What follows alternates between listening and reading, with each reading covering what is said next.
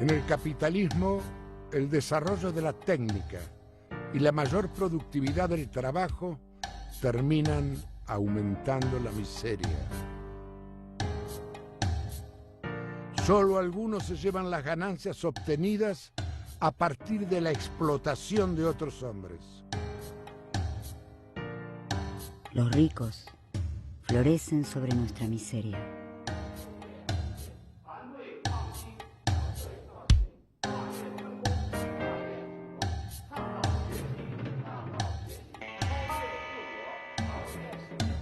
El nivel alcanzado por el desarrollo de los medios de producción permitiría satisfacer las necesidades materiales mínimas de toda la humanidad. Podríamos erradicar enfermedades, abolir el analfabetismo, terminar con el hambre, sembrar los desiertos. Pero el mundo está en manos de los capitalistas.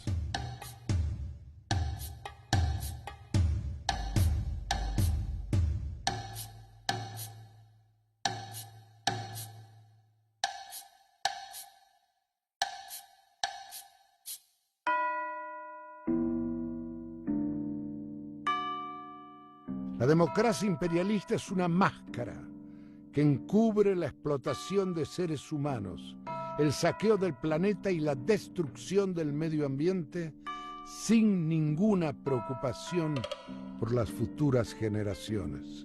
Entre las vastas extensiones de tierras y las maravillas de la tecnología, la burguesía logró convertir a nuestro planeta en una sucia prisión.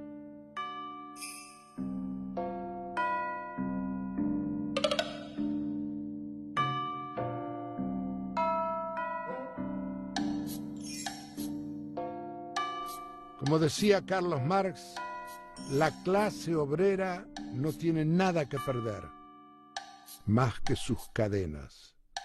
Esclava de la maquinaria capitalista, a su vez es la única que puede parar la producción. Hacemos andar el transporte, las fábricas, las comunicaciones, los bancos. Hacemos andar al mundo. Товарищи, рабочая крестьянская революция, о необходимости которой все время говорили большевики, совершилась!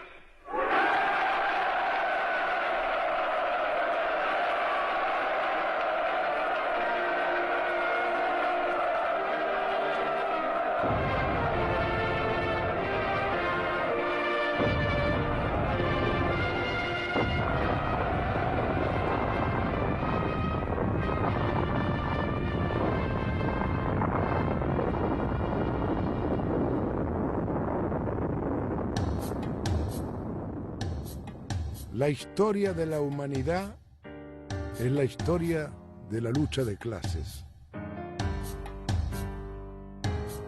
Las grandes luchas por la libertad pretenden ser ocultadas.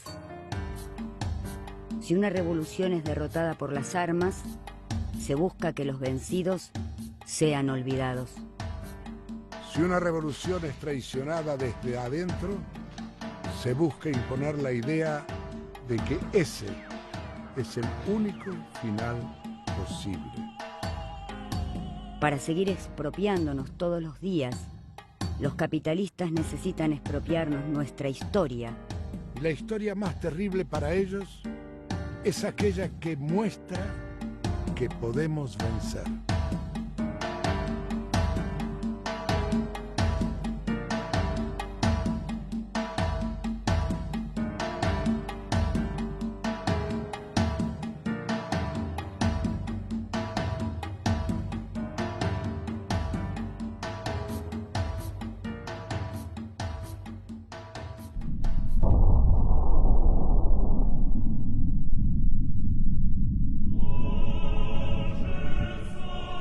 El mismo país que en la segunda mitad del siglo XX sería una superpotencia mundial, hacia 1900 era una nación atrasada, coronada por una monarquía decadente. El zar y la zarina se marchitaban sobre la miseria del pueblo.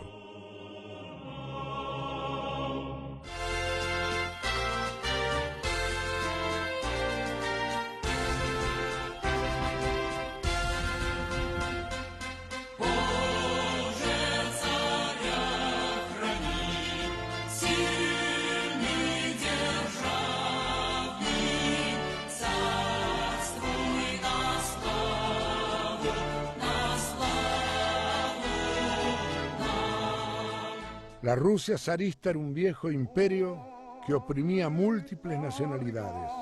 En su inmenso territorio parecían convivir distintos siglos.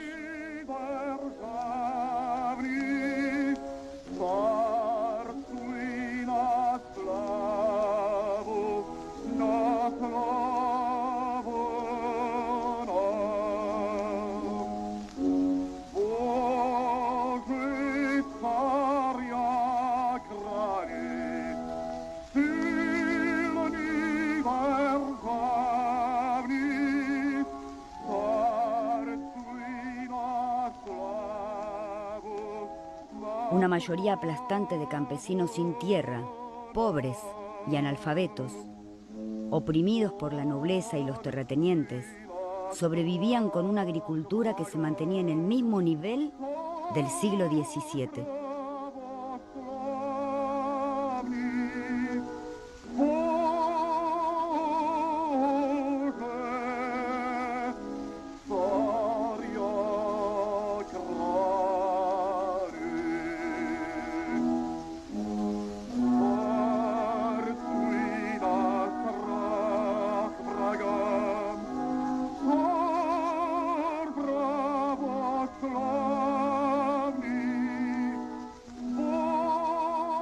La monotonía del campo se quebraba en la agitación de las ciudades. La gran industria establecida en Petrogrado y Moscú concentraba una clase obrera a un nivel comparable con el de Estados Unidos, Inglaterra o Alemania.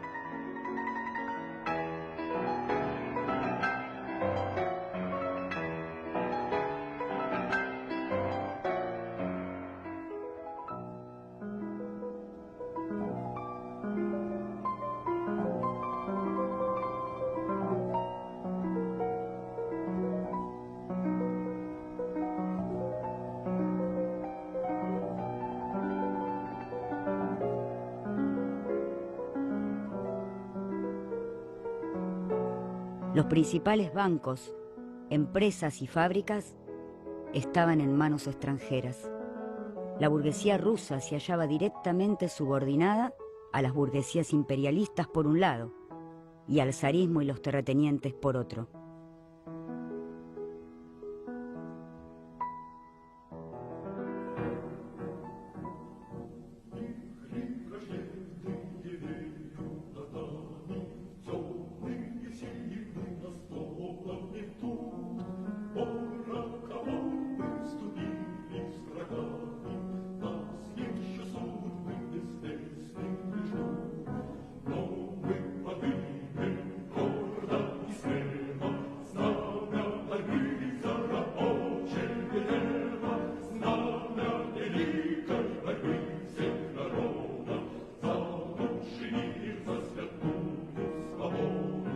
Mientras la clase obrera europea se había ido formando durante siglos, la clase obrera rusa era joven y fuerte. Recién llegada del campo subió la transformación repentina de sus condiciones de vida y de sus relaciones sociales. Este salto de la vida monótona del campo a la vida agitada de las ciudades, sumado a la lucha contra la opresión zarista, permitió que los obreros hicieran suyas las conclusiones más avanzadas del pensamiento revolucionario europeo.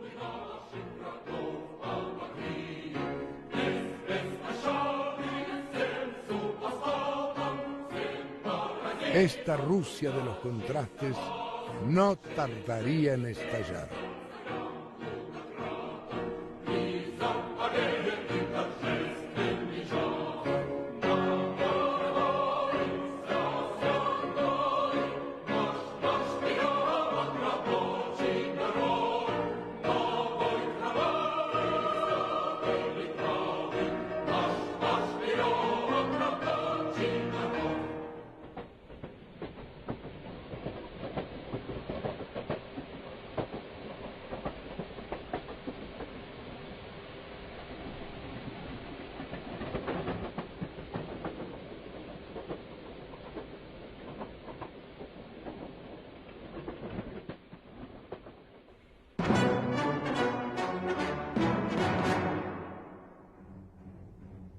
En 1905, los trabajadores y el pueblo ruso habían protagonizado la primera gran revolución del siglo.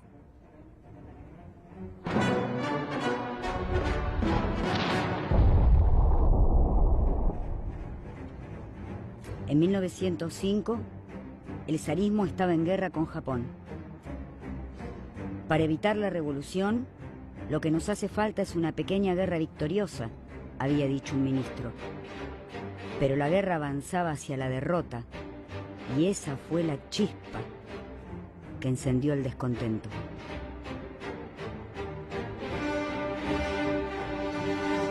A principio de año, estalla la huelga en la fábrica Putilov y comienza una oleada de luchas por la libertad política, por el fin de la guerra, por la libertad de los presos políticos.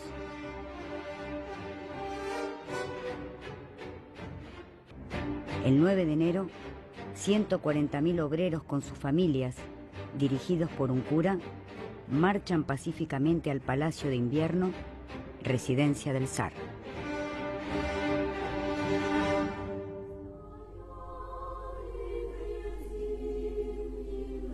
Señor, hemos venido ante ti, buscamos justicia y protección, sufrimos una gran pobreza, estamos oprimidos y agobiados con trabajos que superan nuestra fuerza. El despotismo y el gobierno arbitrario nos están estrangulando. Señor, nuestra fuerza se está agotando. Nuestra paciencia ha llegado al límite. Ha llegado el terrible momento en que es mejor morir que continuar sufriendo un tormento intolerable.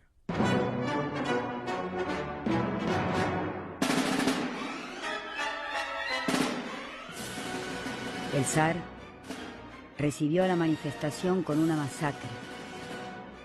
Aquel domingo sangriento fue el inicio de la revolución que duraría todo un año.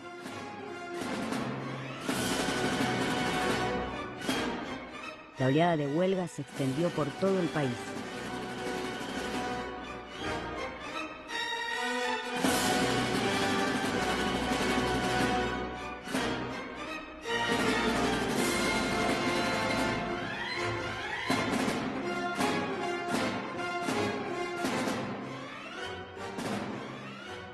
Tras la ciudad, el movimiento sacudía a las tropas derrotadas en la guerra con Japón. En junio, a bordo del Potemkin, estalló la sublevación en la escuadra del Mar Negro. Los marineros se deshicieron de sus oficiales y pusieron rumbo a la ciudad de Odessa, donde reinaba la huelga general. El acorazado Potemkin se pasaba al campo de la revolución.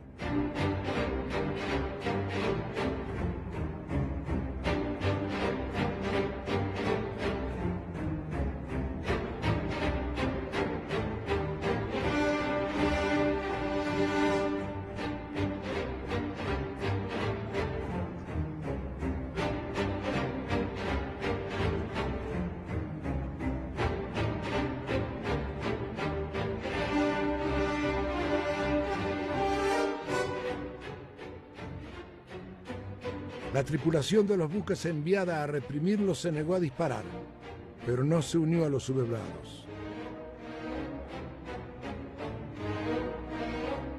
La insurrección del Potemkin no triunfó, pero hizo crecer la idea del levantamiento armado.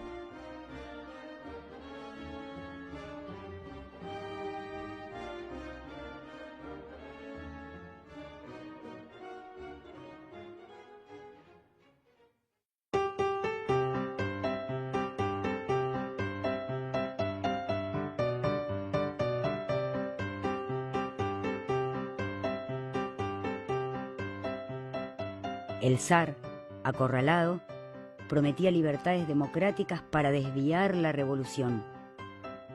La burguesía liberal pretendía apoyarse en el movimiento de masas para obtener algunas concesiones. Pero los obreros se emanciparon de la burguesía, organizándose aparte de ella y frente a ella en los soviets, verdaderos embriones de un gobierno revolucionario. Los soviets se componían de representantes obreros, organismos de democracia directa que iban más allá de los límites de la organización sindical por oficios. Cada delegado era elegido democráticamente en su lugar de trabajo y representaba el mandato de la base. Todos los partidos de izquierda tenían representación en él. Fue entonces cuando actuaron por primera vez en la historia de Rusia todas las fuerzas revolucionarias. Las dos alas del movimiento socialista ruso, los bolcheviques de Lenin y los mencheviques, desplegaron sus estrategias. León Trotsky y otras figuras revolucionarias se destacaron en la lucha. El Soviet convocó a la huelga general y envió organizaciones a toda Rusia. Hasta el momento de su disolución por la fuerza, fue reconocido por el zarismo como el interlocutor de la clase trabajadora.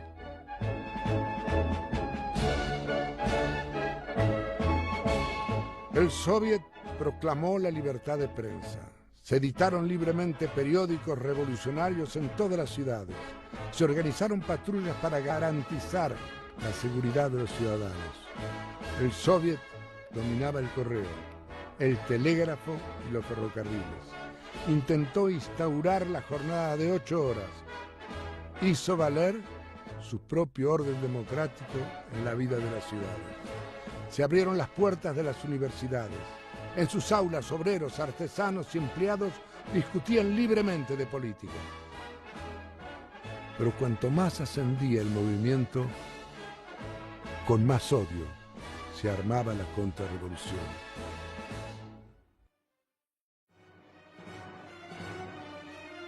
En diciembre de 1905, cuando la revolución alcanzaba su punto culminante con la insurrección de Moscú, el Soviet de Petrogrado fue atacado y disuelto.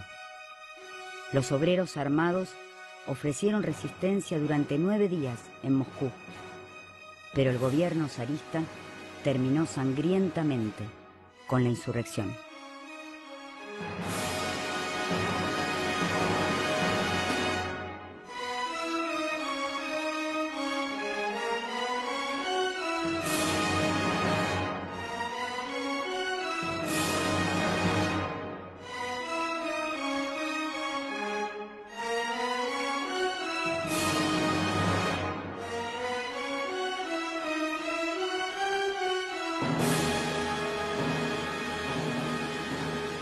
El Soviet quedaría en la conciencia de los trabajadores rusos.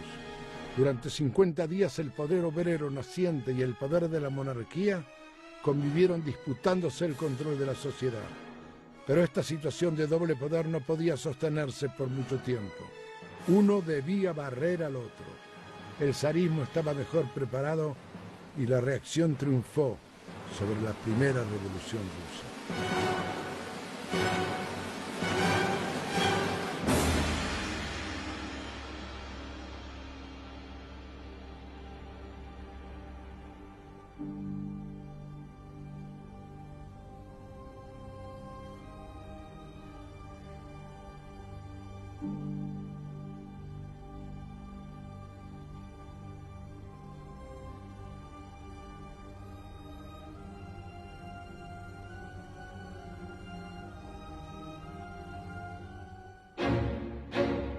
León Trotsky fue militante revolucionario desde muy joven.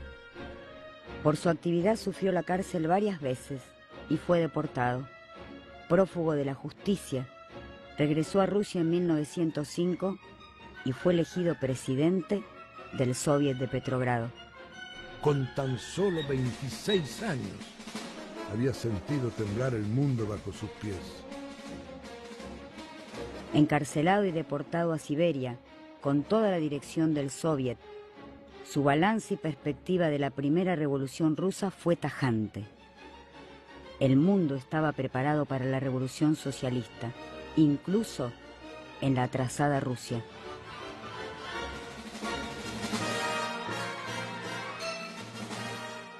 A la dictadura del capital dominio de una minoría explotadora, había que oponerle la dictadura del proletariado, el poder de las clases oprimidas y explotadas.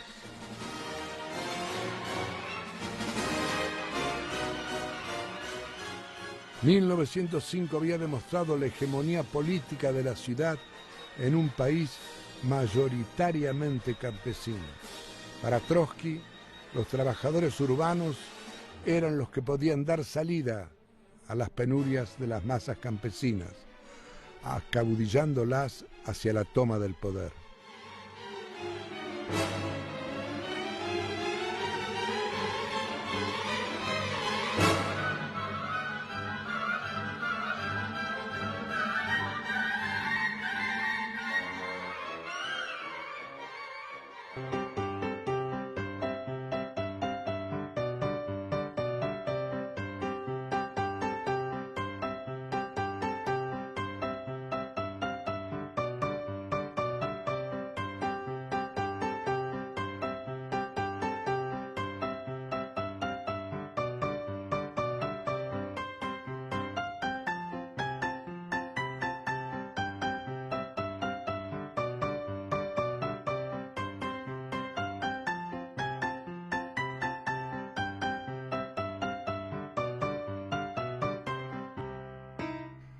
Enriqueciéndose, zampando y durmiendo, el capitalismo se hinchó, se puso obeso, y obeso se tumbó en el camino de la historia, en el mundo, como en su propia cama.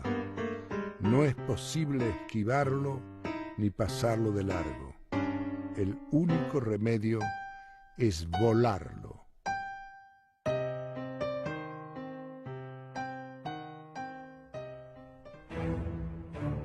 El capitalismo implica competencia.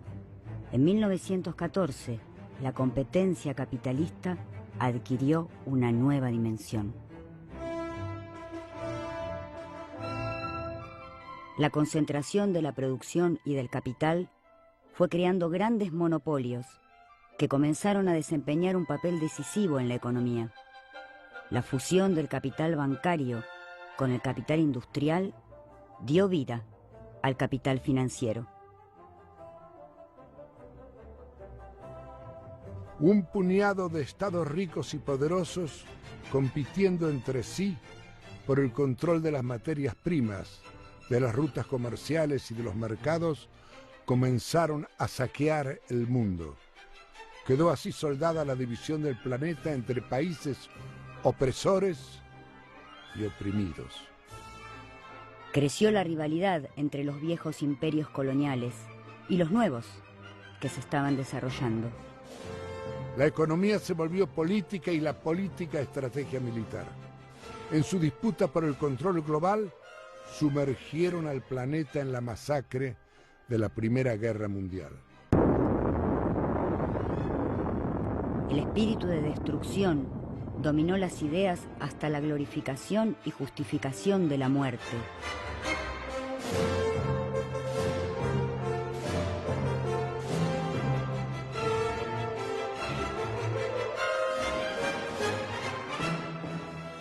Nació el imperialismo moderno.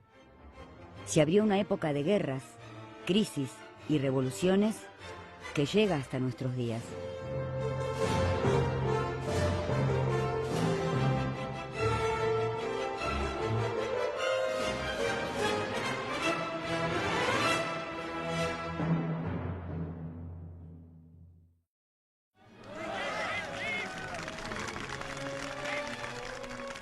El movimiento socialista, agrupado en la Segunda Internacional, construida bajo el lema Proletarios del Mundo Uníos, se quebró bajo el patriotismo imperialista.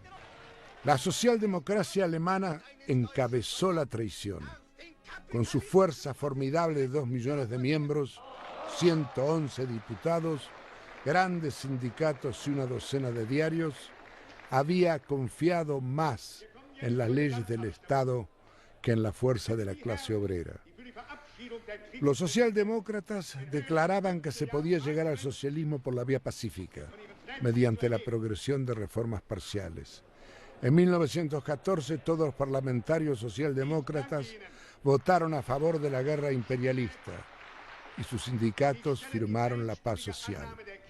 Solo se opuso uno de ellos, Karl Liebknecht, quien terminó preso. Esa era la proporción de cordura cuando hasta los socialistas tomaron el fusil en defensa de su patria y sus patrones.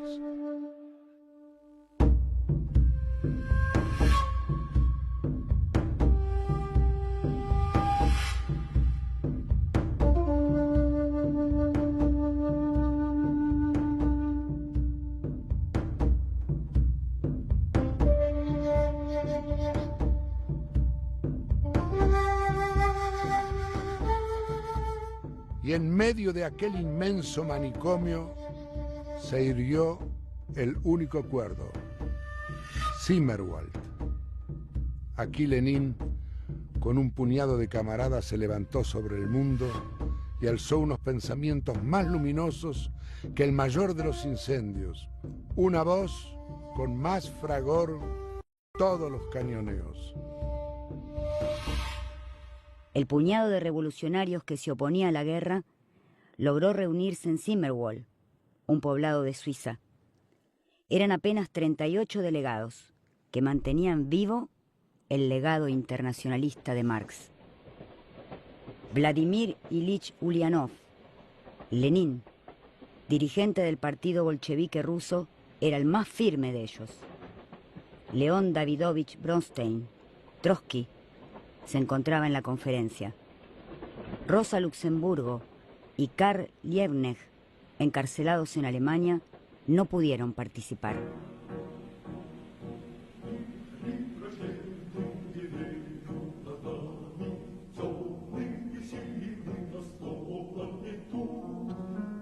Para Lenin, el aislamiento no debía traer desesperación.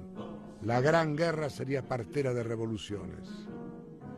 Las masas trabajadoras, a las que se les había cambiado el overol por el uniforme, empujadas por un sufrimiento nunca antes visto, entrarían a la política revolucionaria con un fusil en la mano. La guerra se volvería contra la burguesía. La tarea de los revolucionarios era convertir la guerra imperialista en guerra civil.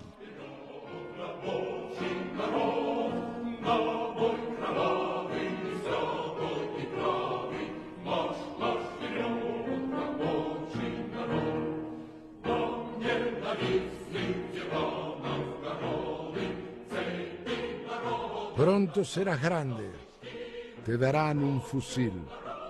Tómalo y aprende bien a manejar las armas. Es una ciencia imprescindible para los proletarios y no para disparar contra tus hermanos, los obreros de otros países, como sucede en la guerra actual y como te aconsejan que lo hagas los traidores al socialismo, sino para luchar contra la burguesía de tu propio país, para poner fin a la explotación, a la miseria y a las guerras, no solo con buenos deseos, sino venciendo a la burguesía y desarmándola.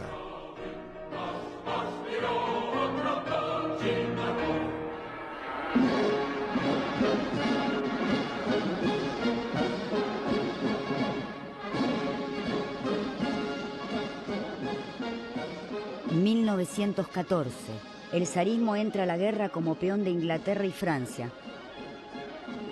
A la vez, pretendía anexar nuevas regiones a su imperio y controlar el descontento social interno que crecía desde 1912.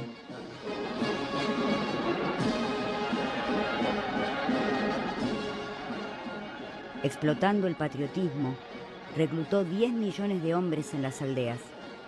Compensaba su debilidad militar y estratégica con el envío de millones de soldados a la muerte.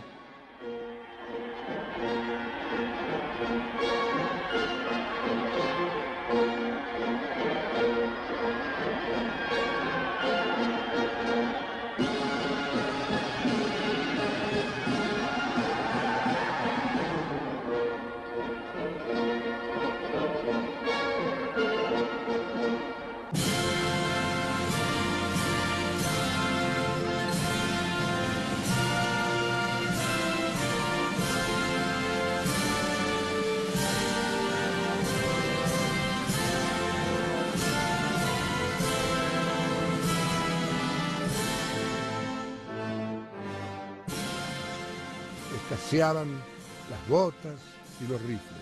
Escaseaban los tanques, los aviones, los proyectiles y la artillería. En un año, las pérdidas alcanzaron 8 millones de personas, entre muertos, heridos y desaparecidos. ¿La guerra es algo terrible? Sí, pero es terriblemente rentable. Los burgueses se enriquecían. Los fabricantes de armas consiguieron fabulosas ganancias. La especulación de todo tipo y las jugadas en la bolsa eran exorbitantes. A 3 años de iniciada la guerra, se sucedían las derrotas militares del zarismo y las condiciones de vida se hacían insoportables. Entre obreros y campesinos crecía la conciencia de que esa no era su guerra.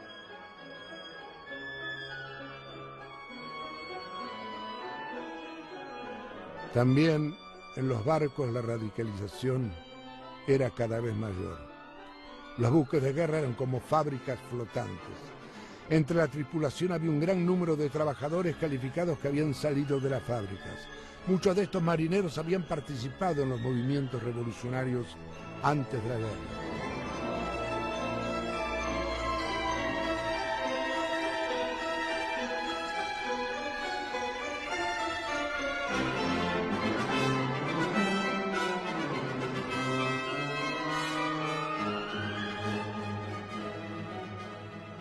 Las fábricas estaban paradas por falta de combustible y por cortes de electricidad. Los ferrocarriles se encontraban al borde del colapso. No había carne y la harina escaseaba. El hambre asolaba el país y las colas del pan eran un hecho cotidiano. Un profundo olor a escándalo emanaba de los tribunales y del gobierno. Un régimen dominado por aristócratas, estafadores, especuladores y todo tipo de gentuza. El año 1917 comenzaba con una oleada de huelgas en Petrogrado.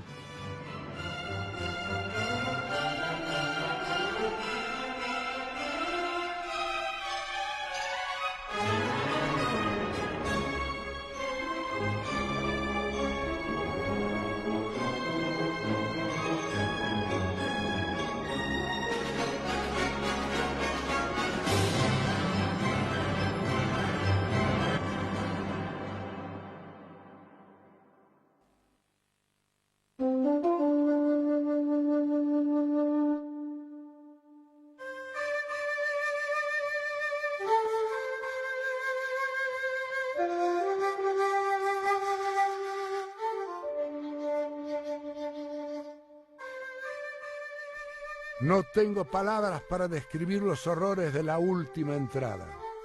Lo maravilloso es que no hayamos muerto todos de frío.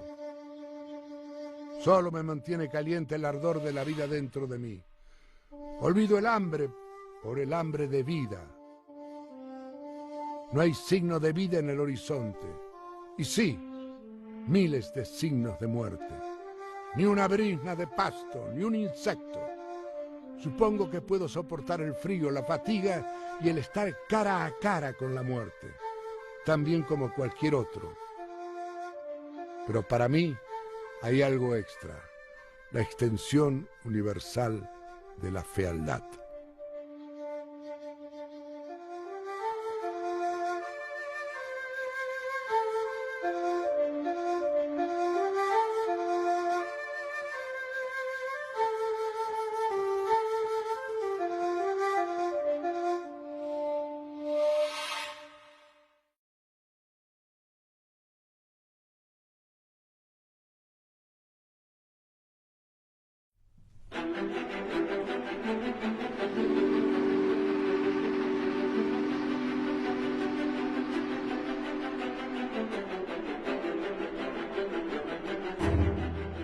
Surge de lo más profundo de Rusia un inmenso grito de esperanza.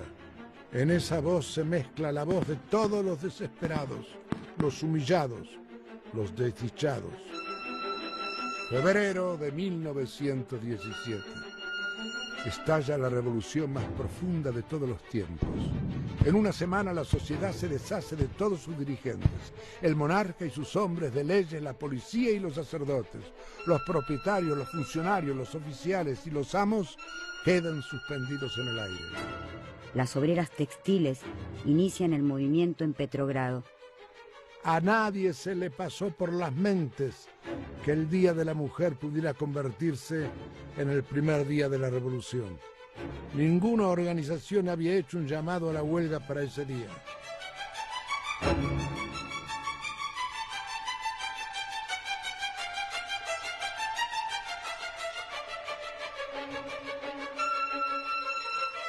En 5 días se suceden infinidad de manifestaciones callejeras y cada vez más fábricas y sectores obreros se suman a la lucha.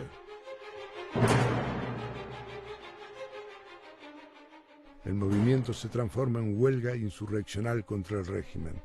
Las voces que en un principio pedían ¡pan!, ahora gritan ¡abajo la guerra! Y ¡abajo la autocracia!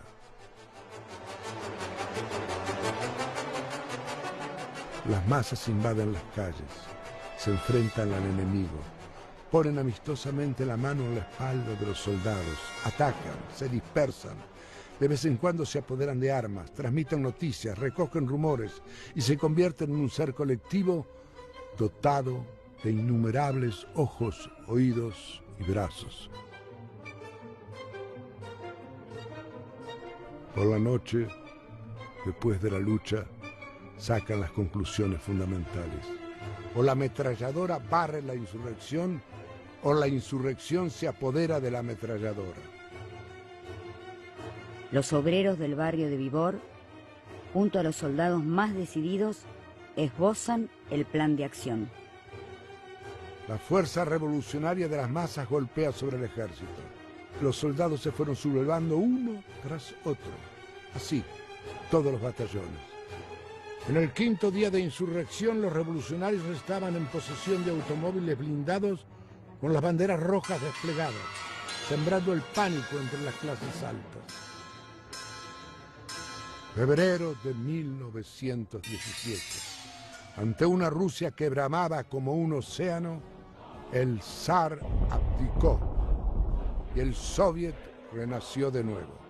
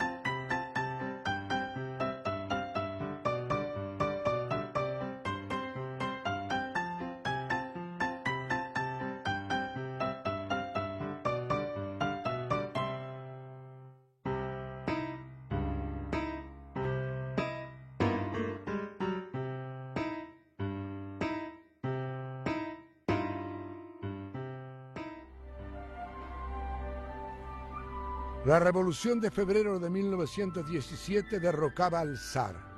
El pueblo parecía cerrar victorioso el enfrentamiento abierto en 1905.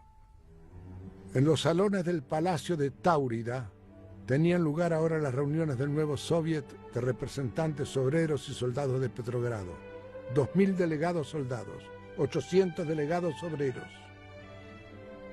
Desde el primer momento el Soviet empezó a actuar como un organismo de poder. Controlaba las subsistencias, la guarnición militar, ocupó el Banco del Estado, la tesorería, la fábrica de monedas, el transporte. Conquistó la libertad para los presos políticos. Para los soldados proclamó el decreto número 1, que suprimía la humillante disciplina militar del zarismo.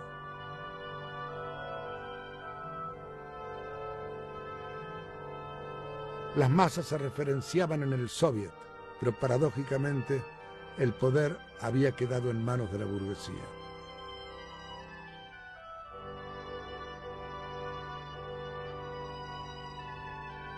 Los trabajadores habían dado su confianza para la dirección del Soviet a los partidos conciliadores, los socialistas revolucionarios y los mencheviques, quienes negociaron la formación de un gobierno provisional compuesto por burgueses y monárquicos.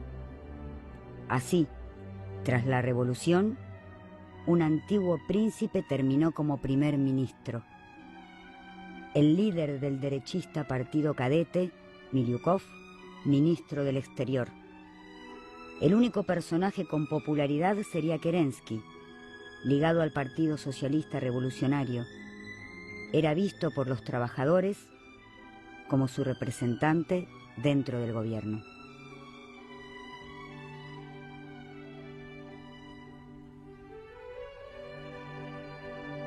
El Partido Socialista Revolucionario contaba con mucha popularidad entre el campesinado, al cual adjudicaba un papel dirigente en la revolución junto a la burguesía nacional.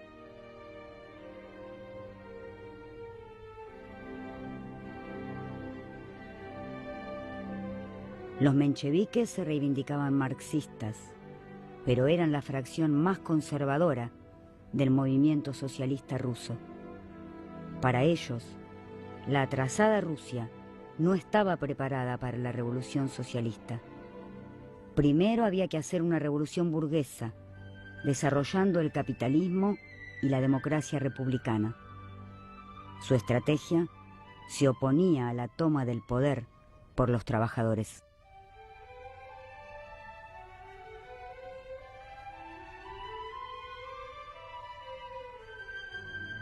La Revolución de Febrero emergió como un suceso inesperado, pero al frente de la marea popular, bajo su aparente espontaneidad, se encontraban obreros que habían pasado por la experiencia de 1905, que habían reflexionado sobre ella, que eran críticos ante las ilusiones constitucionales y que habían asimilado la perspectiva de la revolución.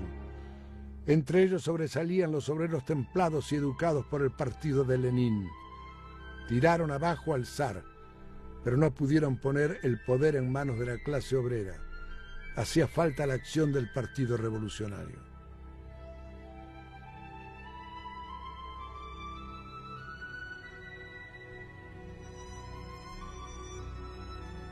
Con sus principales dirigentes en el exilio, la base obrera del partido bolchevique ya oponía una política independiente a la burguesía liberal. Sin embargo, durante el mes de marzo, bajo la dirección de Stalin y Kamenev, la postura oficial del partido será el apoyo crítico al gobierno provisional y a la instauración de una república democrática burguesa en Rusia. No hablaban como representantes de un partido proletario que se dispone a afrontar una lucha imponente por la conquista del poder, sino como ala izquierda de la democracia burguesa.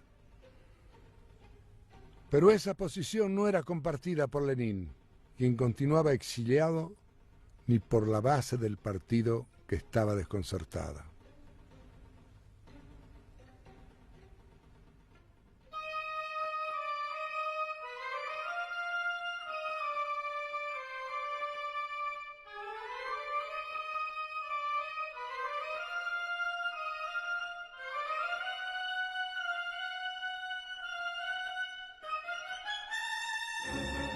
A fines de marzo de 1917, Un mes después de la caída del zar, Lenin parte en tren desde Suiza atravesando Alemania junto a otros 30 exiliados.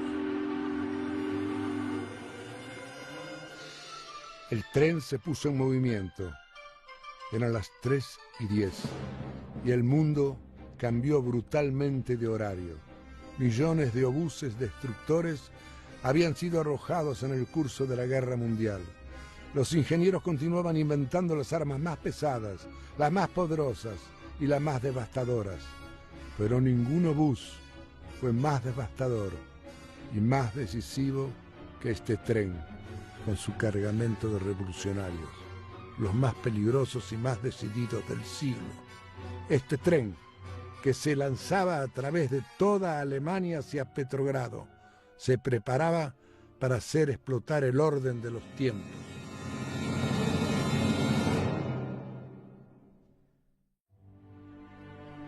Lenin, con 46 años de edad, vuelve a vivir y hacer vivir la historia. Para entender a Lenin, quién era, cómo era, se debe enfrentar palabra por palabra, imagen contra imagen, la falsificación que se ha hecho de su vida y sus ideas.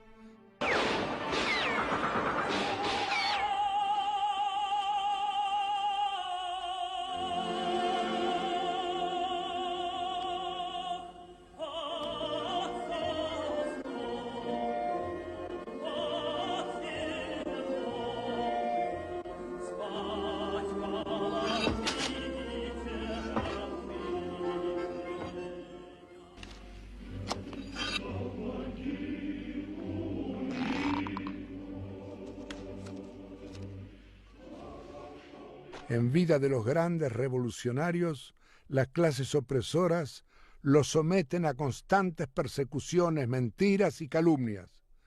Después de su muerte, se intenta convertirlos en íconos inofensivos.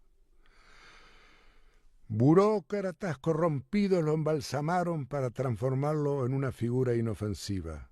Las clases opresoras no le perdonaron saber vencer. Cuando decimos Lenin, es como si dijéramos el partido. Y cuando decimos el partido, es como si dijéramos Lenin. 14 años antes, los núcleos iniciales del partido que dirigía la Revolución de Octubre de 1917 eran pequeños e aislados. Hasta 1905, el Partido Revolucionario lo formaba un pequeño grupo. Los reformistas de entonces, exactamente como los de ahora, se burlaban de nosotros tildándonos de secta. Varios centenares de organizadores, unos cuantos miles de afiliados, hojas revolucionarias que no salían más de una vez al mes, se editaban en el extranjero y llegaban de contrabando a costa de muchos sacrificios.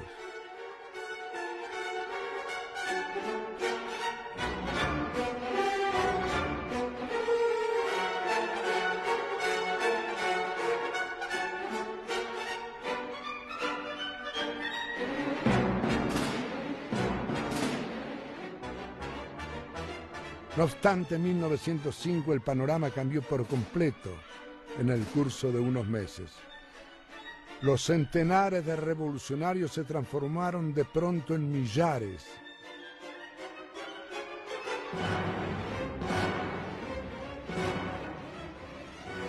Para los bolcheviques, la revolución de 1905 había sido un impulso inolvidable, una preciosa experiencia y sobre todo una inspiración llena de conclusiones para el futuro. Para Lenin, el programa y las ideas socialistas no debían quedar en pequeños círculos. Hacía falta un partido político revolucionario para llevarlas a las masas.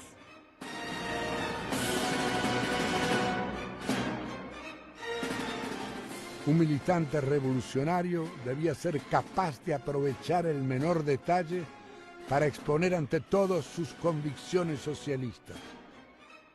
¿Y qué es, por ejemplo, cualquier huelga sin una pequeña crisis de la sociedad capitalista? En cada huelga se oculta la semilla de la revolución. Los bolcheviques debían dirigir la lucha de la clase obrera no solo para conseguir ventajas salariales, sino para destruir el régimen social que obliga a los desposeídos a venderse a los ricos. Debemos emprender una intensa labor de educación política de la clase obrera, de desarrollo de su conciencia política. La verdadera educación de las masas no puede ir nunca separada de la lucha política independiente y sobre todo de la lucha revolucionaria de las propias masas. Solo la lucha educa a la clase explotada. Solo la lucha le descubre la magnitud de su fuerza, amplía sus horizontes, eleva su capacidad, aclara su inteligencia y forja su voluntad. Bajo la dictadura zarista, con una brutal represión y sin libertades políticas, el partido debía ser centralizado, preparado para el trabajo clandestino. Los bolcheviques habían llegado a 1905 con 8.000 militantes, insertos en los principales conglomerados industriales, militando en contacto estrecho con las masas trabajadoras. Esto les permitió influir y demostrar en los hechos la política socialista. Estamos en tiempos de guerra. La juventud decidirá el desenlace de toda la lucha. La juventud estudiantil y aún más, la juventud obrera. No teman su falta de preparación. No teman ante su inexperiencia. Los acontecimientos los educarán en nuestro espíritu. Con esta actitud, los bolcheviques estuvieron en la primera trinchera de la revolución de 1905. Por ello, las ideas socialistas fueron tomadas por los trabajadores en las barricadas, en los motines militares, en las insurrecciones urbanas. La revolución fue derrotada, pero el tipo de organización creada por Lenin permitió al movimiento socialista resistir la desmoralización. Cerrando filas entre los más convencidos, se evitó que las conquistas programáticas y las lecciones revolucionarias de 1905 se perdieran en el reflujo.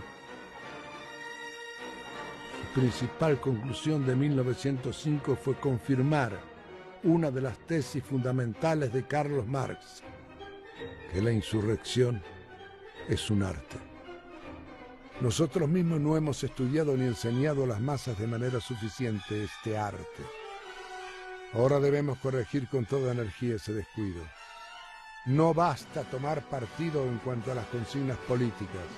Es preciso tomarlo también con respecto a la insurrección armada. Quien esté contra ella o no se prepare para ella, debe irse de las filas de la revolución por traidor o por cobarde. Se acerca el día en que los acontecimientos y la lucha nos obligarán a distinguir amigos y enemigos según este principio.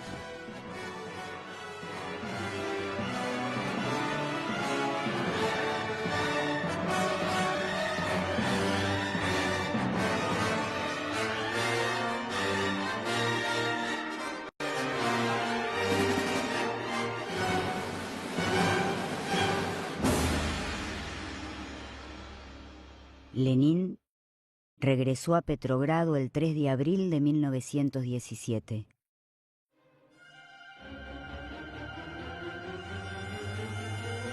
Queridos camaradas, soldados, marineros y obreros, me siento feliz al saludar en vosotros a la revolución rusa triunfante, al saludaros como a la vanguardia del ejército proletario internacional. No está lejos ya el día en que, respondiendo al llamamiento de nuestro camarada Karl Liebknecht, los pueblos volverán las armas contra sus explotadores capitalistas. La revolución rusa hechas por vosotros, ha iniciado una nueva era. ¡Viva la revolución socialista mundial!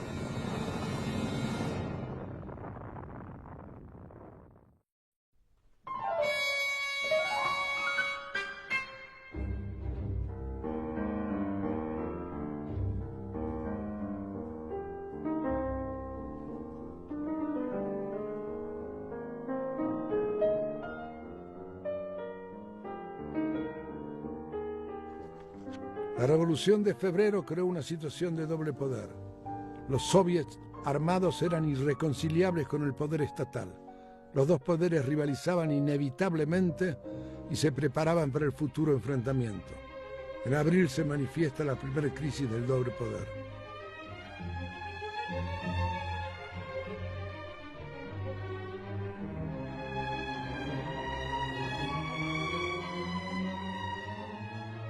Desde su llegada, Lenin comienza una lucha interna dentro del partido bolchevique, apoyándose en la base obrera militante contra el ala oportunista de Kamenev y Stalin, que empujaba el partido hacia la derecha.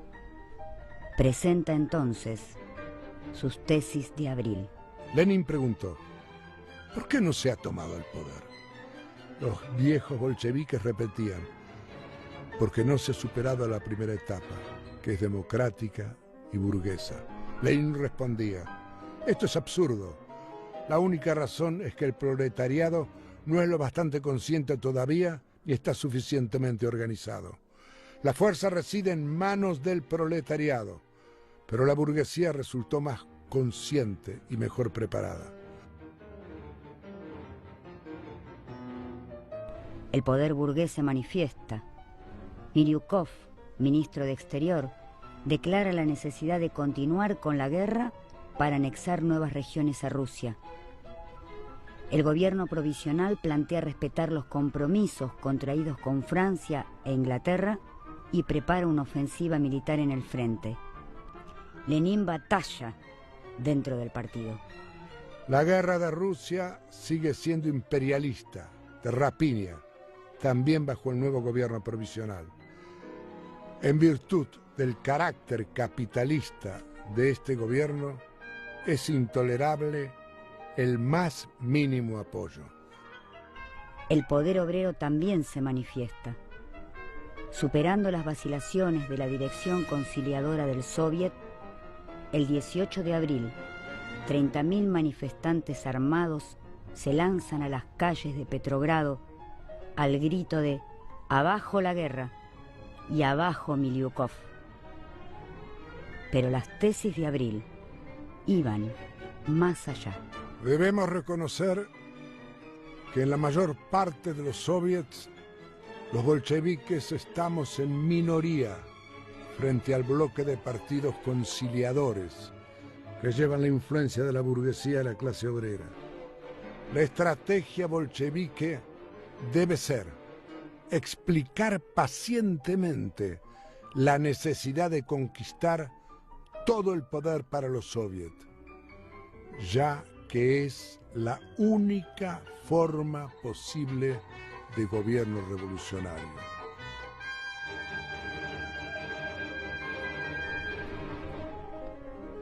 Las manifestaciones masivas abren la crisis. Hay enfrentamientos y muertos en las calles. Los conciliadores buscan desviar la movilización. Los bolcheviques alientan la intervención independiente de las masas. Cae el odiado Milyukov y toma su puesto el popular Kerensky. Se forma un nuevo gobierno de coalición con ministros mencheviques.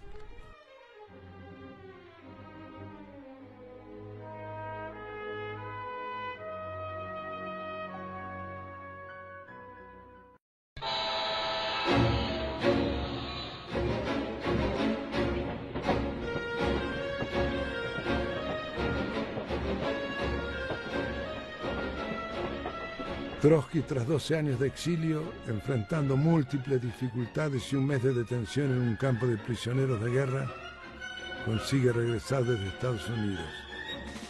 Recibe con desprecio la noticia del nuevo gobierno y al llegar a Petrogrado toma contacto con la tesis de Lenin y declara: era exactamente lo que la revolución necesitaba.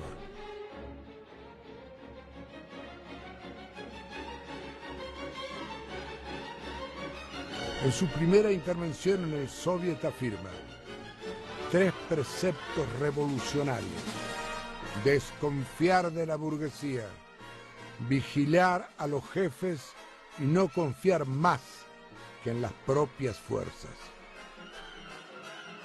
Desde la llegada a Rusia comienza su confluencia estratégica con Lenin y el bolchevismo. Desde el primer momento enfrentan juntos al gobierno, llamando a una segunda revolución que diera todo el poder a los soviets. En base a estos acuerdos fundamentales se dará la fusión entre Lenin y Trotsky, convirtiéndolos en los principales dirigentes de la Revolución Rusa. En agosto, Trotsky ingresará al partido bolchevique, siendo votado miembro de su comité central. El rol de Trotsky en el Soviet será decisivo para el crecimiento de la influencia bolchevique. Lenin dirá: después que entró al partido, no hay mejor bolchevique que él.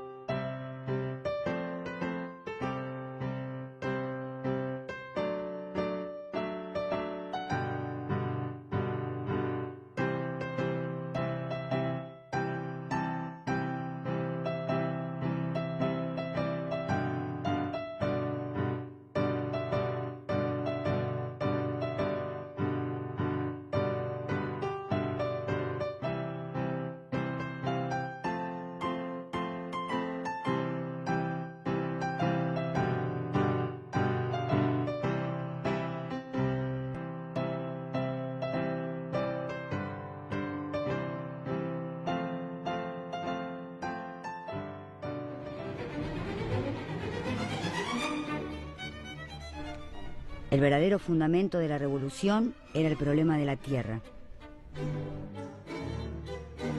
Los trabajadores rusos no habrían podido subir al poder en octubre de 1917 si la burguesía hubiera sido capaz de resolver la cuestión agraria. El sector de los campesinos ricos tendía a la alianza con la burguesía, mientras que los más pobres se inclinaban hacia el proletariado. Así, el campesinado era incapaz de desempeñar un papel político independiente de las clases fundamentales. El campesinado en bloque seguía al Partido Socialista Revolucionario, que planteaba la reforma agraria, es decir, el reparto de la tierra contra la gran propiedad terrateniente. Pero ahora este partido, con influencia en el poder después de la Revolución de Febrero, no cumplía sus promesas.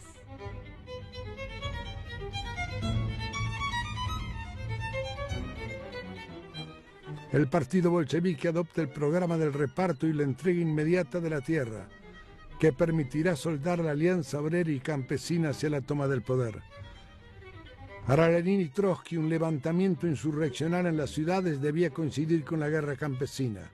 Si no, la toma del poder sería una aventura que no podría sostenerse.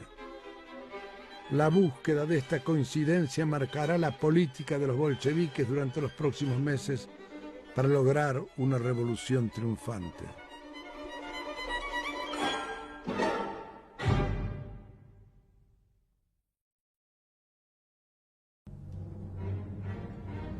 El mes de julio anunciaba un momento cargado de profundas convulsiones.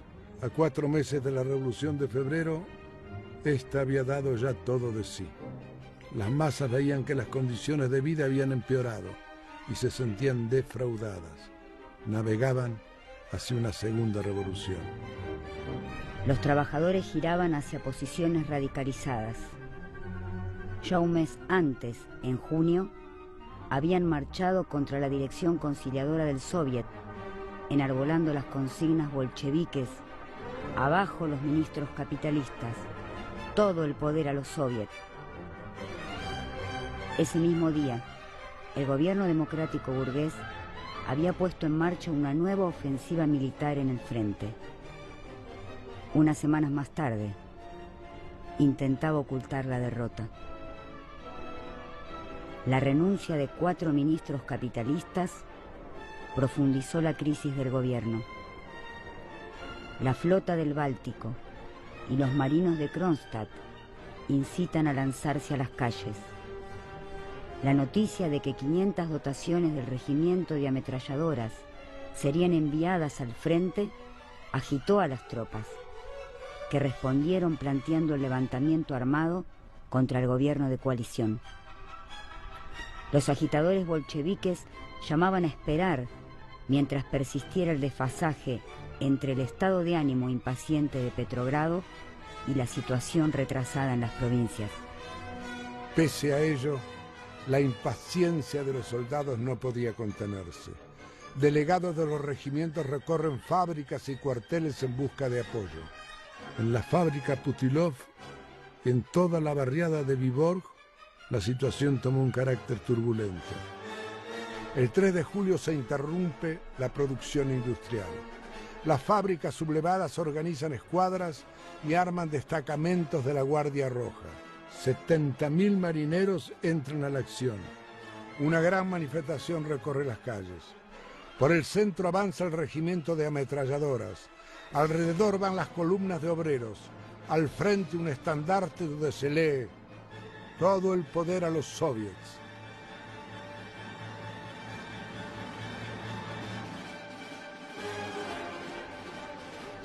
Las columnas se dirigen al Palacio de Táurida y al local bolchevique.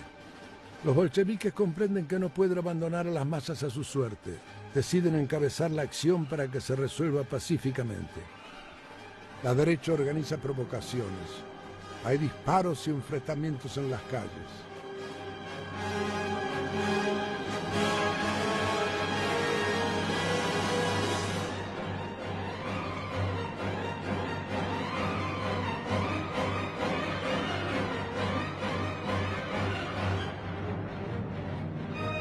Lenin intenta orientar a las masas, planteando que la consigna de todo el poder a los soviets acabará por triunfar, llamando a la serenidad y a la firmeza. El 4 de julio, bajo la dirección bolchevique, el movimiento caótico se organiza y una imponente movilización armada de obreros, soldados y marineros se dirige al Palacio de Táurida, exigiendo a los conciliadores que el Soviet tome el poder. La reacción contraataca. El 5 de julio el gobierno comienza la detención de los dirigentes obreros y la confiscación de armas, aislando a los barrios de la ciudad. Acusa públicamente a los bolcheviques de complot y complicidad con el Estado alemán, responsabilizándolos de la derrota en el frente. Se ilegaliza el partido y se pide la captura de su dirección. Lenin debe pasar a la clandestinidad. Trotsky es encarcelado. La reacción se extiende a todos los ámbitos en nombre de la defensa de la democracia. Se reinstala la pena de muerte, los fusilamientos en el frente, se prohíbe la prensa opositora, se reprimen todas las secciones campesinas. El partido, al ponerse audazmente al frente del movimiento, evitó la derrota. El golpe asestado en julio fue considerable, pero no decisivo.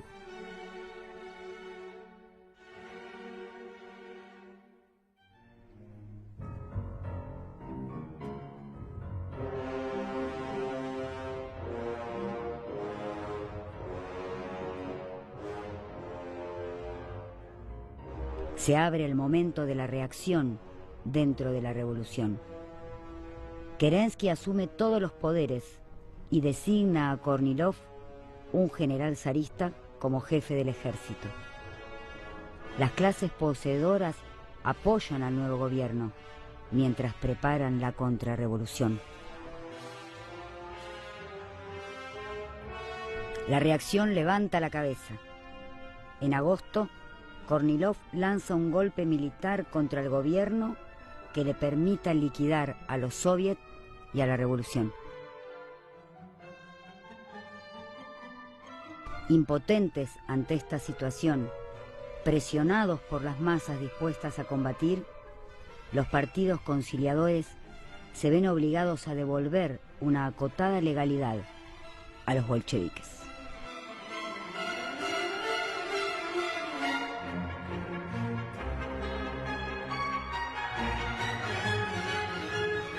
Los bolcheviques cuyos dirigentes aún se encontraban en la cárcel o escondidos eran los únicos que por su influencia podían organizar las fuerzas para derrotar la contrarrevolución. Aceptan integrar la Comisión de Autodefensa Revolucionaria con la condición de que se entreguen armas. 40.000 fusiles fueron distribuidos entre los trabajadores. Lenin advierte: nosotros no debemos apoyar a Kerensky ni siquiera ahora. Vamos a combatir las tropas de Kornilov como lo hacen las tropas de Kerensky. Pero no lo apoyamos, sino que desenmascaramos su debilidad. Aún en prisión, Trotsky dice a los marinos: apoyemos el fusil sobre el hombro de Kerensky y disparemos contra Kornilov. Después le ajustaremos las cuentas a Kerensky.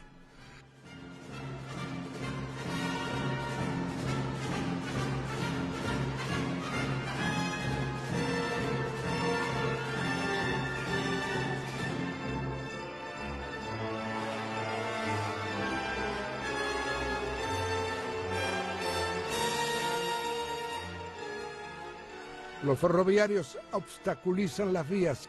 Los oficiales son arrestados por sus propios hombres. Así el avance de las tropas rebeldes fue derrotado sin combate alguno. Después de la intentona de Kornilov y su lamentable fracaso, las masas afluyen hacia los bolcheviques definitivamente. Mientras tanto, la provincia y el frente se iban uniendo más estrechamente a la capital. En el campo se desata la guerra campesina que se extiende por toda Rusia. Los bolcheviques conquistarán la mayoría en los soviets. En septiembre, León Trotsky, recién puesto en libertad, fue elegido nuevamente presidente del Soviet de Petrogrado, como en 1905.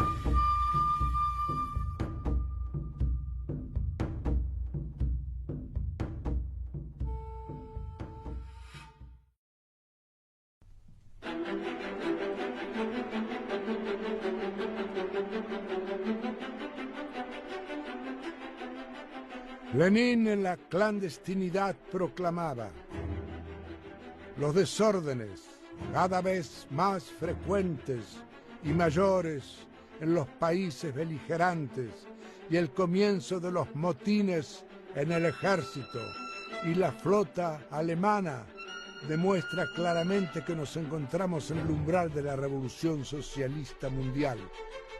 Si nos lanzamos ahora, tendremos a nuestro lado toda la Europa proletaria. Estoy profundamente convencido de que si esperamos y dejamos pasar el momento, hundiremos la revolución. Las masas han dado ya su confianza a los bolcheviques y exigen de ellos no palabras, sino hechos.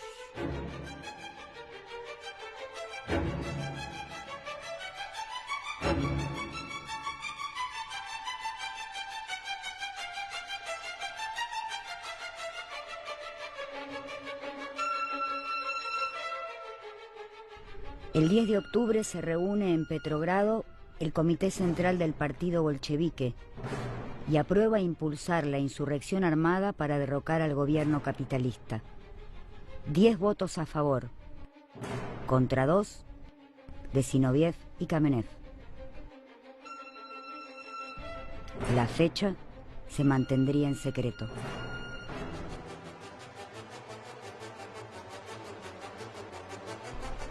En el periodo clave de septiembre a octubre, Lenin pasó la mayor parte del tiempo en la clandestinidad y la preparación política y organizativa de la insurrección recayó sobre Trotsky. Muchos de los viejos bolcheviques, Kamenev, Zinoviev, Stalin, eran contrarios o vacilantes frente a la toma del poder.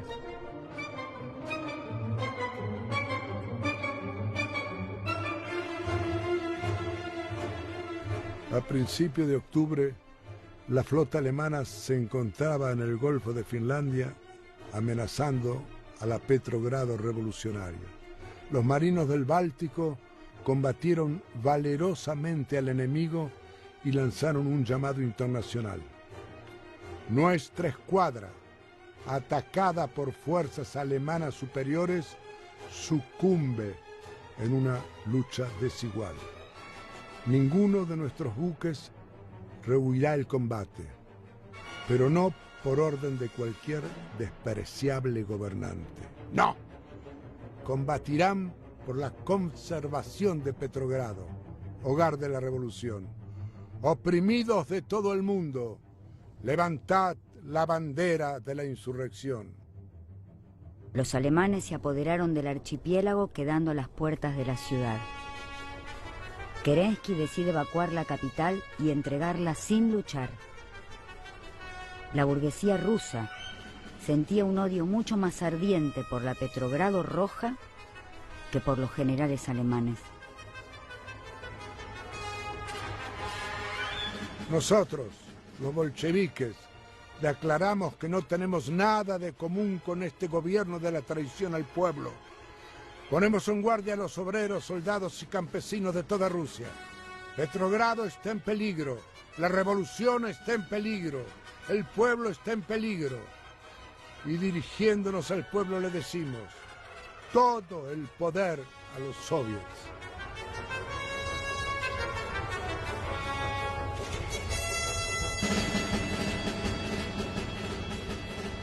Para el 25 de octubre estaba convocado el segundo Congreso de los Soviets. La burguesía sabe que Petrogrado propondrá al Congreso que tome el poder en sus manos. En previsión de la lucha inevitable, el gobierno intenta desarmar a la ciudad, retirando la mayoría de la guarnición hacia el frente. El intento desató la indignación y demostró que Kerensky se preparaba para avanzar sobre la revolución. La revolución tenía derecho a pasar a la acción en defensa propia. El soviet de Petrogrado se niega al traslado de las tropas y emprende el camino de la insurrección. Los bolcheviques impulsaron la creación del Comité Militar Revolucionario del Soviet, un organismo que en poco tiempo adquirió un enorme poder y se convirtió en la vanguardia de la Revolución de Octubre bajo la presidencia de Trotsky.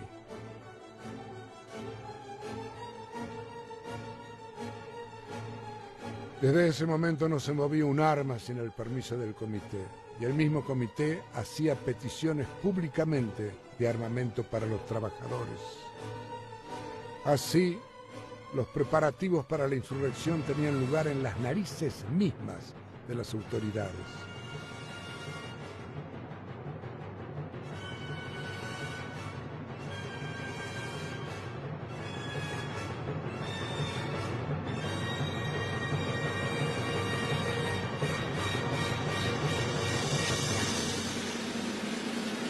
León Trotsky volaba de fábrica en fábrica, de la de Putnam a la del Báltico, de la barriada obrera de Viborg a los cuarteles, y parecía como si hablara simultáneamente en todos los sitios. Cada soldado y cada obrero de Petrogrado le conocían personalmente. Su influencia, tanto entre las masas como en el Comité Militar Revolucionario, era aplastante. No abandonar Petrogrado y asegurar con la fuerza armada la conquista del poder para los soviets. En los preparativos de la insurrección participaban directamente centenares de miles de obreros y soldados.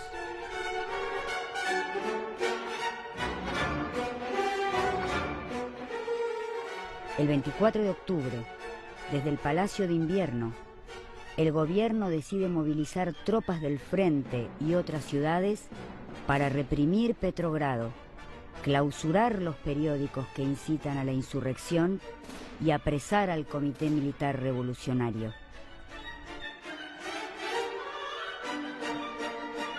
Desde el Palacio Smolny, centro de operaciones del Comité Militar Revolucionario, partían destacamentos de soldados y marineros a los puntos claves de la ciudad. Las imprentas son reabiertas inmediatamente y se publican los periódicos prohibidos. Emite contraórdenes y frena el avance de las tropas solicitadas por la contrarrevolución. El control de los trenes le hace dominar la situación. El gobierno ordena al crucero Aurora partir al frente de batalla, pero sus marineros acatan la orden del comité de permanecer en la ciudad. A la 1 de la mañana ocuparon la oficina de telégrafos. Media hora más tarde tomaron la oficina de correos. A las 5, la central telefónica. A las 10 de la mañana rodearon el Palacio de Invierno, que opuso una débil resistencia hasta que sonaron los cañones de la Aurora.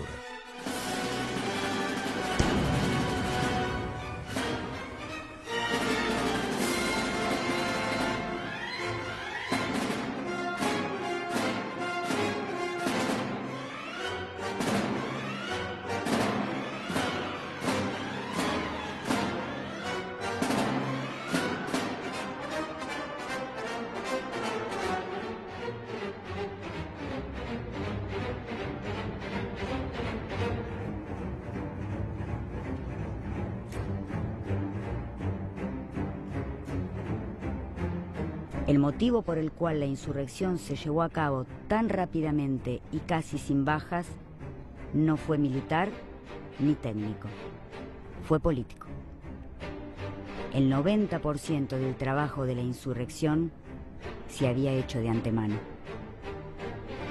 En la sesión del segundo Congreso de los Soviets, Trotsky explica en su discurso: levantamos la bandera de la insurrección abiertamente ante el pueblo entero.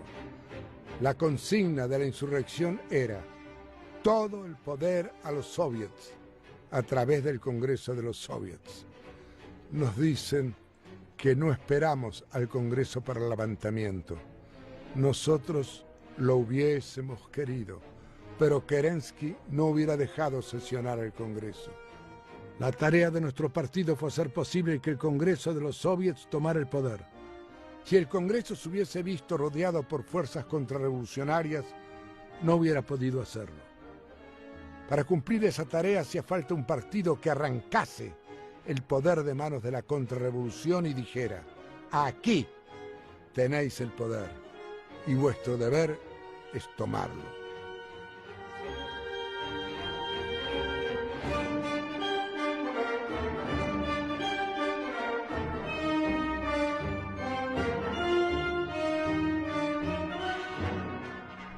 Pocas horas después, Lenin anunció el triunfo de la revolución obrera y campesina. En 4 días, el poder soviético decretó la paz, confiscó las tierras de los grandes terratenientes y las distribuyó entre los campesinos y reconoció el derecho de las naciones a la autodeterminación.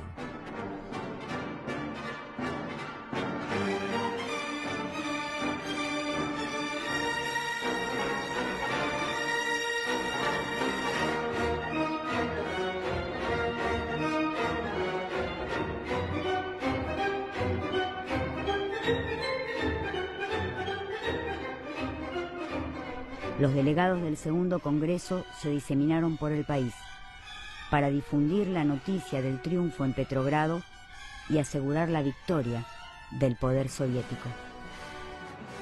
En una ciudad tras otra de Rusia, los obreros se adueñaban del poder.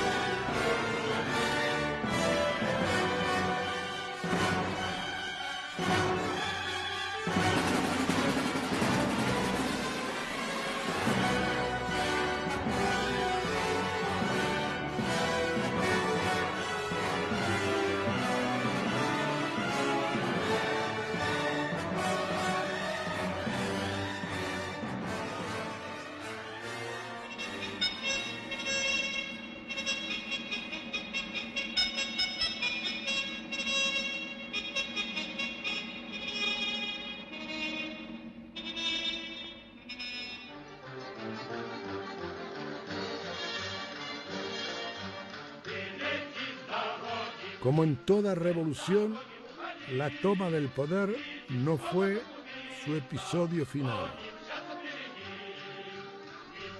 En 1918, los bolcheviques firman en Brest-Litovsk un tratado de paz con Alemania, en el que deben ceder grandes territorios. Las fuerzas de la reacción desataron una guerra civil contra la revolución que duró 4 años.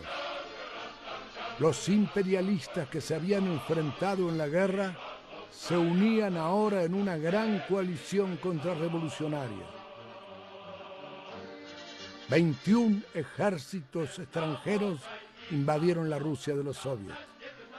Apoyaron y financiaron a las fuerzas burguesas y zaristas del Ejército Blanco.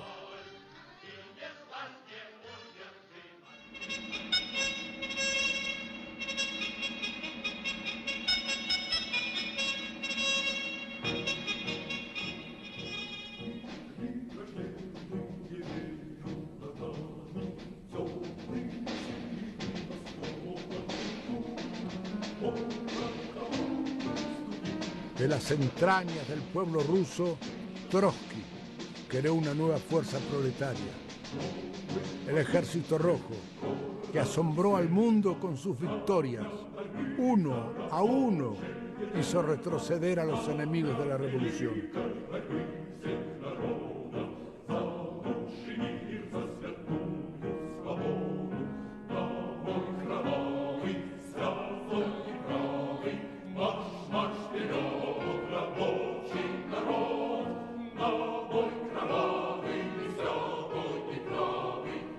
León Trotsky, a bordo del tren blindado, unía el frente con el interior y sumaba nuevos combatientes.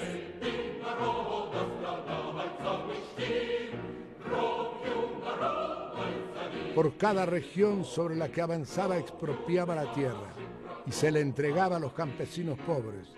Con sus 5 millones de soldados revolucionarios, soldó la alianza obrero y campesina.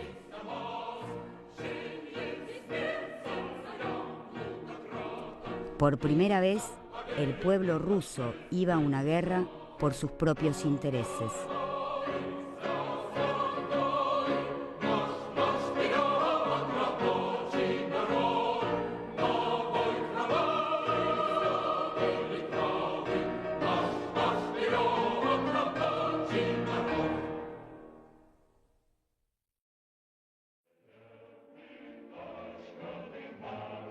El apoyo internacionalista fue indispensable para el triunfo de la revolución. Los estibadores británicos se negaron a cargar los barcos con armamentos. Había motines en todos los ejércitos que se enviaban contra la revolución. En contra de todas las expectativas, el poder soviético sobrevivió para mostrar al mundo por primera vez que la sociedad se puede dirigir sin capitalistas, banqueros y terratenientes.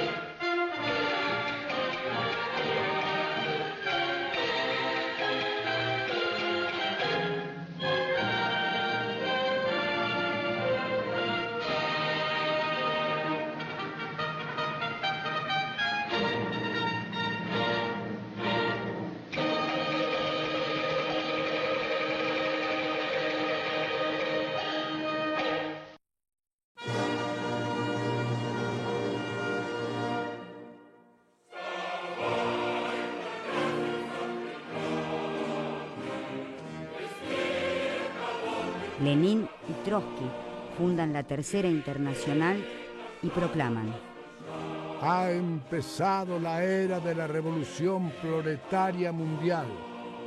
Para diferenciarse de la vieja socialdemocracia, pasan a llamarse partidos comunistas. La Tercera Internacional constituye el más grande intento de darle una dirección revolucionaria al proletariado mundial. Sus primeros 4 congresos son importantes lecciones de teoría, estrategia y táctica, a partir de generalizar las experiencias de la clase obrera en su lucha por el poder. La lucha contra el imperialismo y por la emancipación nacional de los países coloniales y oprimidos. La autoorganización de las masas, siguiendo el ejemplo de los soviets. La necesidad de construir partidos revolucionarios sólidamente organizados y dotados de un programa y una estrategia para vencer. Este verdadero Estado Mayor se construyó al calor de la ola revolucionaria de posguerra, que se expandía por Alemania, Italia, Hungría y Polonia.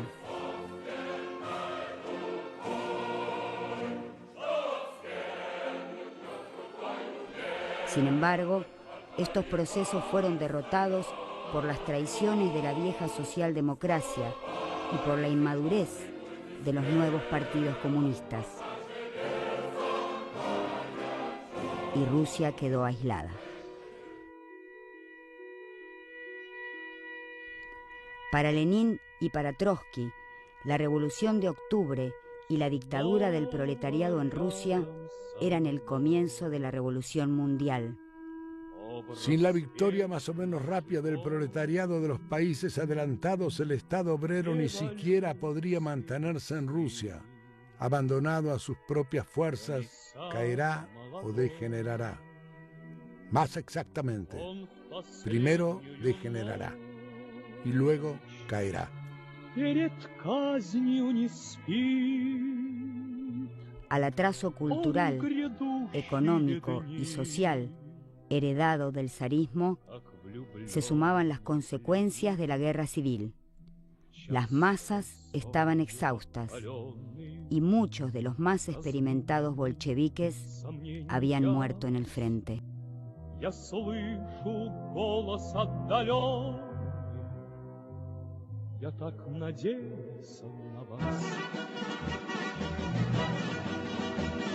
Así, el terreno quedó abonado para el surgimiento de una poderosa burocracia en el Estado y en el partido. Los más lúcidos comenzaron la batalla contra las deformaciones del nuevo Estado. El propio Lenin, gravemente enfermo, decide ponerse al frente de esta última batalla junto a Trotsky.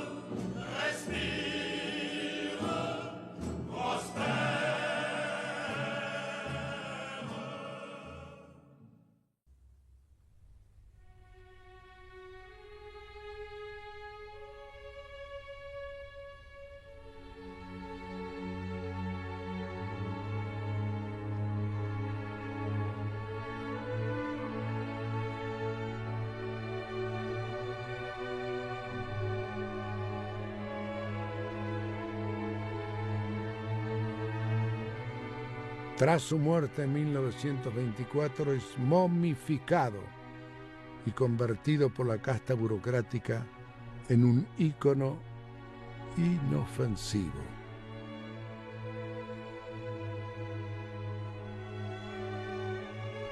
La burocracia personificada en Stalin adquiría más seguridad a medida que las derrotas de la clase obrera internacional eran más terribles. Para consolidarse en el poder y mantener sus privilegios recurrió a la falsificación, la calumnia y el terror.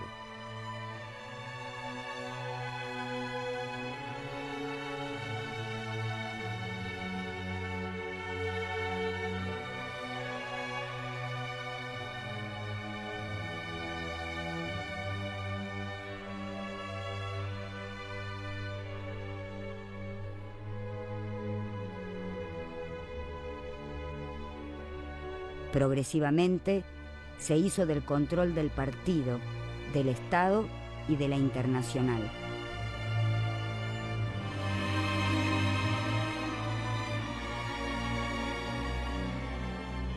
Contribuía a las derrotas y las derrotas afianzaban su dominio.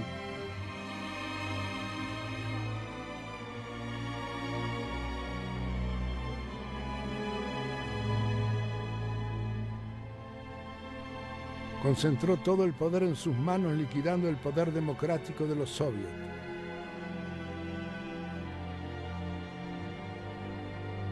Contra las bases del marxismo, inventó la teoría del socialismo en un solo país.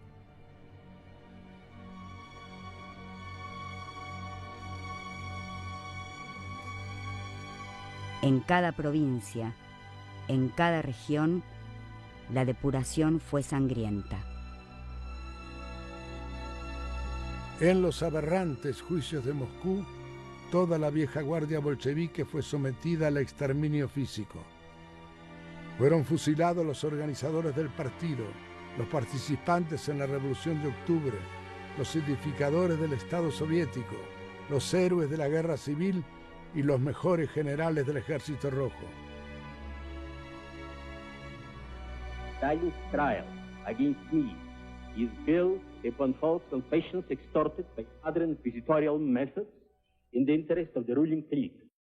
There are no crimes in history more terrible in intention or execution than the Moscow trials of Zinoviev, Kamenev, or Tatakov-Radek. These trials developed not from communism, not from socialism, but from Stalinism. That is from the irresponsible despotism of the bureaucracy over the people.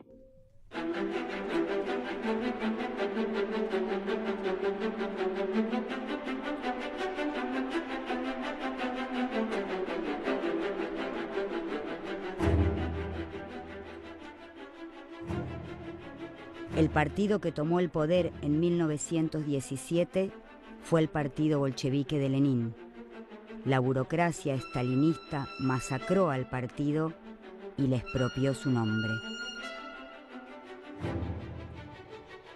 Desde el comienzo, en lucha implacable contra la burocracia, Trotsky formó la oposición de izquierda.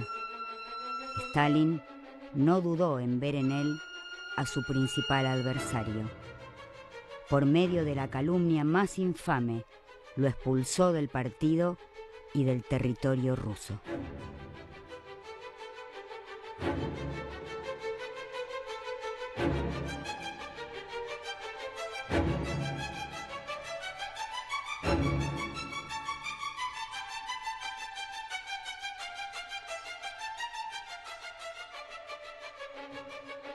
La heroica oposición de izquierda resistió valientemente al estalinismo en los campos de concentración de Siberia. Desarrolló sus secciones en Europa y Asia, en América del Norte y del Sur.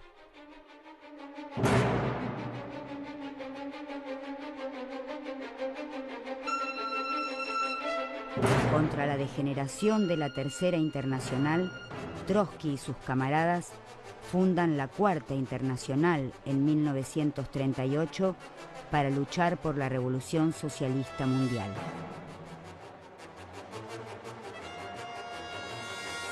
León Trotsky continuó la batalla hasta el final. Fue perseguido hasta su asesinato en 1940 en manos de un sicario estalinista.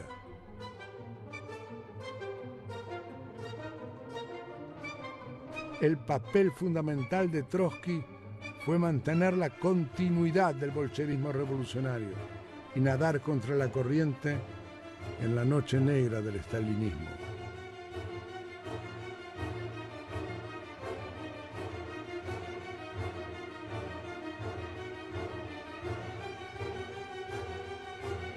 Trotsky había asegurado que había dos alternativas.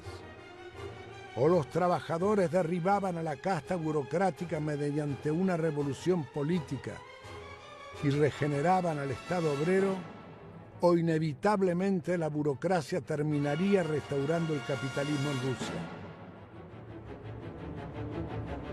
Su pronóstico fue certero. Las masas obreras se levantaron varias veces contra la burocracia estalinista, pero fueron derrotadas. La burocracia sobrevivió y extendió su dominio al capitalizar la derrota del nazismo en la Segunda Guerra.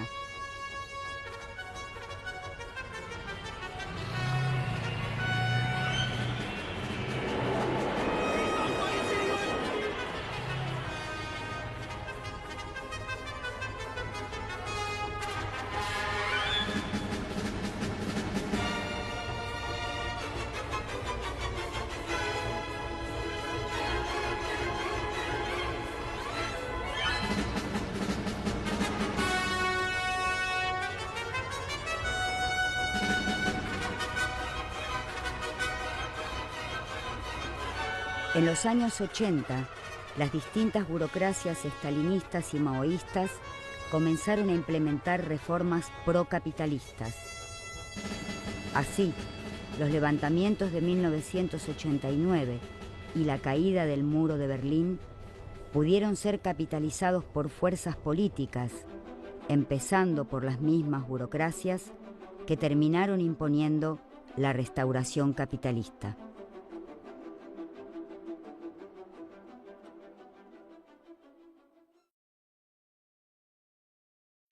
De lo que se trata es de distinguir lo esencial de lo no esencial en la política de los bolcheviques.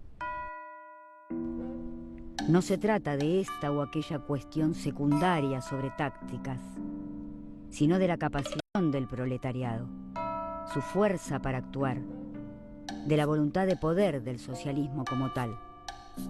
A este respecto, Lenin y Trotsky y sus compañeros fueron los primeros, los que avanzaron a la cabeza como ejemplo para el proletariado del mundo. Son todavía los únicos que hasta el momento pueden gritar: nos hemos atrevido.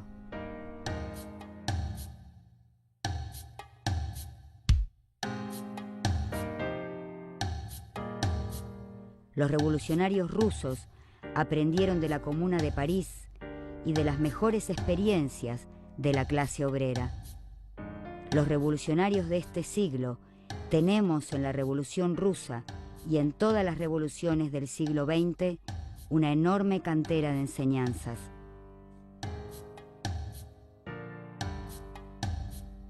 A comienzos del siglo XXI, millones de trabajadores ven acrecentarse sus penurias día a día.